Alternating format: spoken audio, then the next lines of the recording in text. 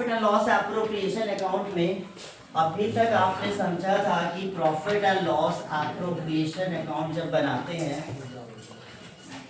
Particular rupees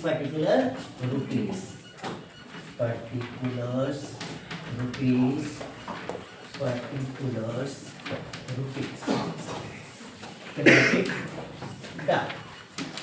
सबसे पहले profit को एडजस्ट करते हैं, यहाँ पे लिखते हैं बाई प्रॉफिट, जिसमें से माइनस करते हैं interest on partners loan and minus करते हैं मैनेजर कमीशन, माइनस करते हैं रेंट वगैरह कुछ ऐसा ड्यू हो एंड प्लस करते हैं सैलरी, वो भी कब, ओनली आफ्टर के केस। इसके बाद ये जो सॉल्व होकर के आता है उसे क्या कहते हैं, नेट प्रॉफिट। कभी कभी क्वेश्चन में नेट प्रॉफिट दिया होता है प्रॉफिट की जगह पे, जैसे लिखा profit during the year is rupees इतना, यानी अभी ये सब कैलकुलेट करना है। लिखा है net profit during the year, तो ये ऑलरेडी ये सब क्वेश्चन में यदि हो तब भी नहीं लिखना है आपको, लेकिन साथ ही साथ एक नोट भी लिखना है। आई एज्यूम दैट, मतलब जहां क्वेश्चन खत्म होता है वहां लिखेंगे आई एज्यूम दैट, जैसे इंटरेस्ट ऑन लोन रहा हो, the interest on loan is also deducted from the profit. आई बात समझ में, यदि नेट प्रॉफिट दिया है तो ये सब ऑलरेडी सॉल्व है, लेकिन फिर भी आपको नोट लिखना है। आई बात समझ में। दूसरा, यहाँ पे आप लिखते हैं इंटरेस्ट ऑन कैपिटल, मान लो जिन जिन पार्टनर की हो, यहाँ पे लिखते हो टू सैलरी, जिन जिन पार्टनर की हो। कभी कभी कमीशन आता है, 2 की हो 1 की हो, कभी कभी जनरल रिजर्व होता है वो आता है, और यहाँ पे होता है बाई इंटरेस्ट ऑन ड्रॉइंग।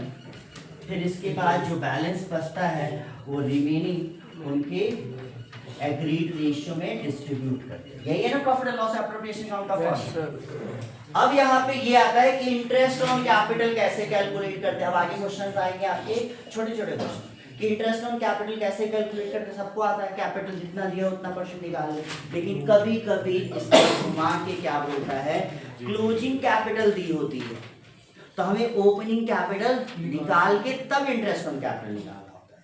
कभी कभी क्लोजिंग कैपिटल दी होती है तो हम ओपनिंग कैपिटल कैलकुलेट कर लेंगे, फिर इंटरेस्ट ऑन कैपिटल निकालेंगे।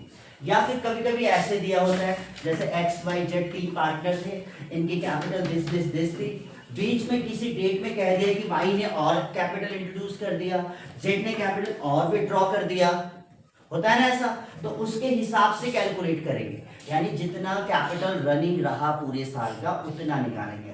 फॉर एग्जांपल मान लो इसकी 2 लाख कैपिटल स्टार्टिंग में थी, इसने 50,000 की कैपिटल विड्रॉ कर ली सितंबर में, 1 सितंबर में, तो यानी 2 लाख की कैपिटल उसने अप्रैल मई जून जुलाई अगस्त तक यूज की, तो यानी 2 लाख पे आप 5 महीने का इंटरेस्ट निकालोगे और फिर 50,000 निकाल लिया, कितना बचा 1.5 लाख। 1.5 लाख पे आप 7 महीने का निकालोगे, फिर दोनों को प्लस करके वो कहलाएगा इंटरेस्ट ऑन कैपिटल। या कभी कभी ऐसे कह दे कि इसकी कैपिटल 1,50,000 थी, इसने जुलाई में जाकर के 50,000 रुपये और इन्वेस्ट कर दिया, ऐड हो गया ना, तो यानी 1.5 लाख पे आप कितने महीने की निकालोगे, जुलाई अप्रैल मई जून, यानी 3 महीने की। यदि 1 जुलाई है तो 3 महीने की, 31 जुलाई है तो 4 महीने की।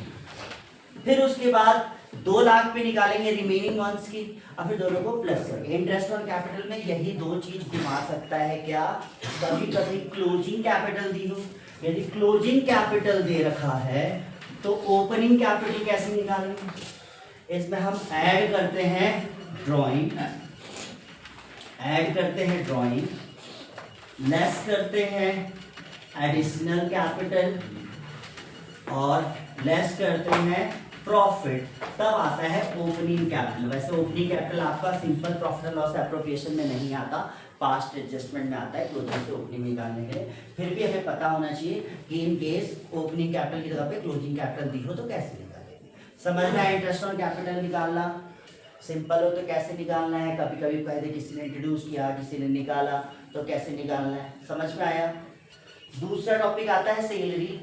सैलरी में सिर्फ 3 चीजें घुमा सकता है, एक तो कभी पर मंथ दिया है तो 12 से मल्टीप्लाई करो, पर एनम दिया है तो कोई मल्टीप्लाई नहीं करना है, वही लिखना है, पर क्वार्टर दिया है तो 4 से मल्टीप्लाई करना, क्लियर है। और कभी कभी सैलरी आफ्टर दिया है तो यहाँ पे भी प्लस होगा और यहाँ भी आएगा, क्लियर है ना, इतने ही टॉपिक है सेम।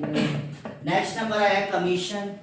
कमीशन कभी कभी ऐसा होता है कि इस प्रॉफिट में से इन दोनों को माइनस करने के बाद रेट कैलकुलेट करते हैं, और कभी कभी ऐसा होता है कि सीधे प्रॉफिट से ही कैलकुलेट कर। वो क्वेश्चन में लिखा होता है कि जैसे a commission of 10% on the net profit, यानी नेट प्रॉफिट का 10% देना है। बोले a commission 10% of the net profit after following adjustment, like जैसे interest on capital and salary. तो प्रॉफिट में से सैलरी और इंटरेस्ट ऑन कैपिटल को माइनस करके तब निकालते हैं रेट, और आफ्टर वर्ड लिखा होता है तो 10 है तो 10/100 10 यूज करते हैं, आफ्टर वर्ड नहीं लिखा होता है तो 10/100 यूज करते हैं। क्लियर है। नेक्स्ट आता है जनरल रिजर्व। जनरल रिजर्व भी कभी कभी कहेगा कि प्रॉफिट पे ही निकालो, और कभी कभी कहेगा कि after deduction of all appropriation, इसको क्या कहते हैं एप्रोप्रिएशन, सब चीजों को माइनस करके निकालो। यहाँ पे 10/100 ही यूज होगा, लेकिन कब डायरेक्ट निकालना है और कब सबको माइनस करके निकालना है, ये क्वेश्चन पे डिपेंड करता है। और जनरल रिजर्व तभी ट्रांसफर होगा जब उन्होंने डीड में बनाई हो, नहीं बनाई हो तो नहीं हो। अब टॉपिक आता है interest on drawing. Interest general reserve 5000 है तो नेट प्रॉफिट से माइनस नहीं करना है। नहीं, यहाँ से 5000 आया, 5000 लिख लिया, फिर नॉर्मल कैलकुलेशन करके जो आंसर आया उसके किया। कभी कभी कहेगा जैसे मान लो यहाँ 5 लाख है, 5 लाख का 10%, कभी कहेगा general reserve transfer to all after all appropriation item, तो जनरल रिजर्व में से इन सबको माइनस करके। ये भी कह देगा कि profit excluding interest on drawing, interest on drawing को छोड़ करके बट आफ्टर ऑल एप्रोप्रिएशन, यानी इन सबको माइनस कर तब निकालना है परसेंटेज। आया समझ में। अब interest on drawing, interest on drawing में पहला टॉपिक है जब कुछ नहीं दिया होता है कि कब पैसा विड्रॉ किया तो क्या यूज करते हैं 6/12, और यही टॉपिक ज्यादा आता है कि जब बस सीधे बोल दिया एज ड्राइंग इतना, बेस ड्राइंग इतना, interest on drawing is 10%, normal बच्चे 10% निकाल के लिख देते हैं, नहीं, वहां पे 6/12 यूज करना है। जब भी बताया नहीं गया है कि ड्राइंग कब विड्रॉ किया गया है तो हम उसको 6/12। अब इसके बाद हम पढ़ेंगे इंटरेस्ट ऑन ड्राइंग के सारे केसेस। ओके।